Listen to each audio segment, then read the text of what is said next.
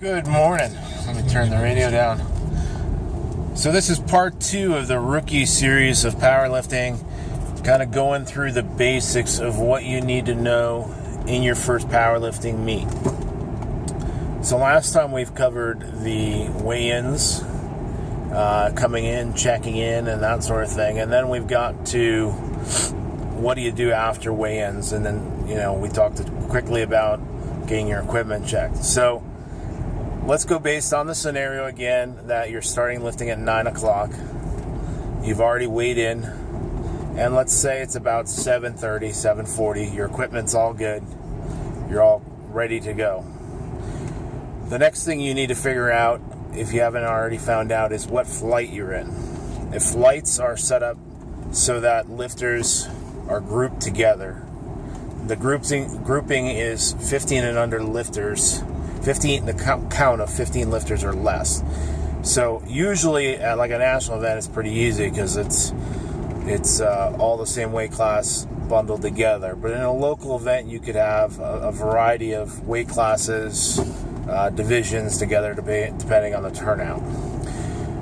So let's go based on a very simplistic meet. Let's say it's a less than 30 lifter meet. Less than 30 lifters, but more than 15 would mean there would be 2 flights. Normally we would go flight A and flight B.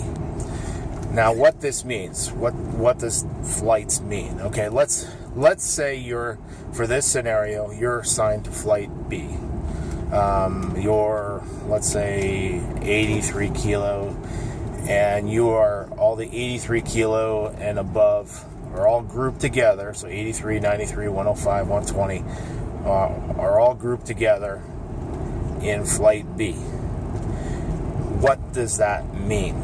So what that means is flight A is going to go, they're going to be the first group of lifters to start the meet. So flight A will start and do all 3 squat attempts on the platform. All 3 squat attempts will be done by all the lifters in flight A before the first lifter in flight B squat will begin.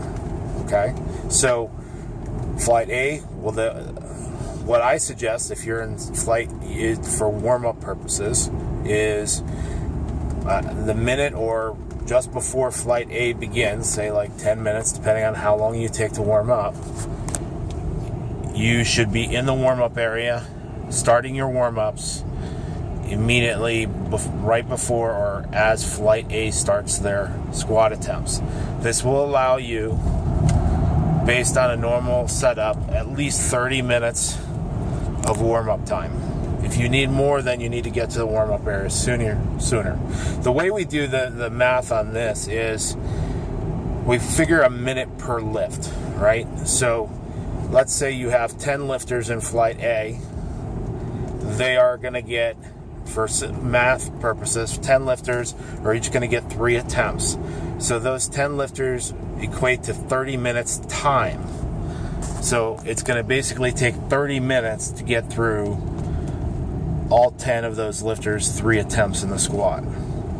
So that's where we get you the 30 minutes. So if you have more than 10 lifters in a flight, you're going to get more than 30 minutes of time to warm up. So just figure 1 minute per lifter. So if there's 10 lifters, 30 minutes. And for every lifter over 10, 11, would give you 33 minutes. For 12, 36 minutes. So you can factor that in how much time you need to get your warm-ups in. Okay, so all flight A lifters are going to be doing their squats. You're warming up. Then once the third attempts are complete, the third attempts on flight A are complete, then the flight B is going to start. And the flights are set up. Woo, this light is bright. So this is how the flights work. Flights are ordered by attempt weight. So let's say there's a lifter opening up with 80 kilos, and there's a lifter opening up with 90 kilos, and there's a lifter opening up with 100 kilos in their first attempts. So what that means is the 80 kilo lifter will do their attempt squat first. The 90 kilo attempt will be second, and the 100 kilo attempt will be third. Okay, that's for first attempts. Now, after you get done with each attempt, you immediately need to walk to the score table and put in your next attempt and give it in kilos. We normally are, at most events, either verbally saying it or writing it on a slip. Slip is probably the best approach because then there's no confusion on who said what. So most directors are using the slips where you write in your second attempt only on the squat and you submit it. And then at the end of that round, that gets resorted. So just because the lifter who started with 80 kilos, let's say you were the 90 kilo person. The 80 kilo person went, you went with 90, and then someone went with 100. Well, that was the order of that round. That order isn't going to stay the same. The order resorts after every round. So let's say the 80 kilo lifter just started really light and they're jumping to 110 kilos.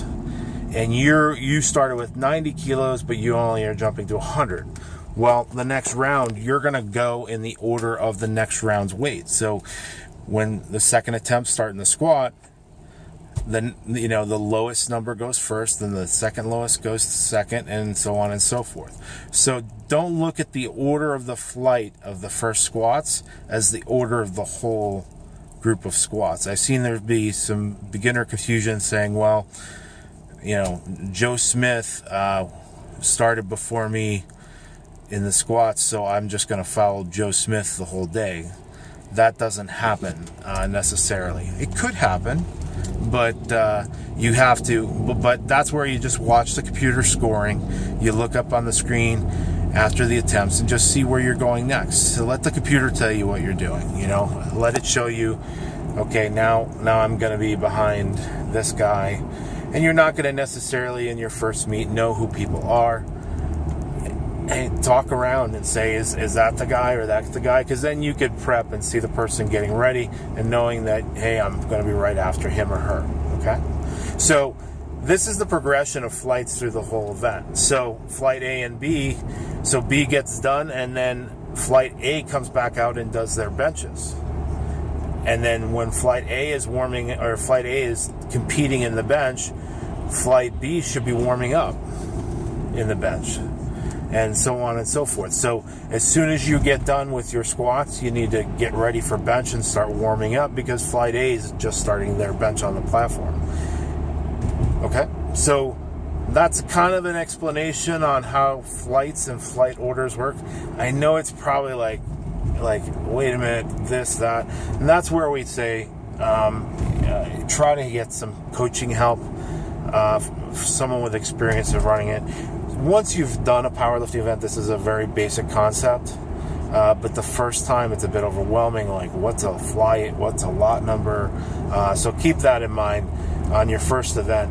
I've tried to help explain here, and we'll continue on with some more discussions on future videos, but that's a little more explanation, detailed explanation on how to lift and what is a flight in a powerlifting event.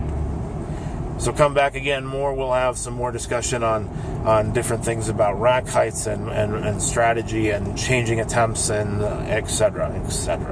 So come back again and again. We have an event November the 19th in East Stroudsburg, Pennsylvania. The Stars and Stripes Rookie Powerlifting Championships. Entry deadline October the 19th. Take care.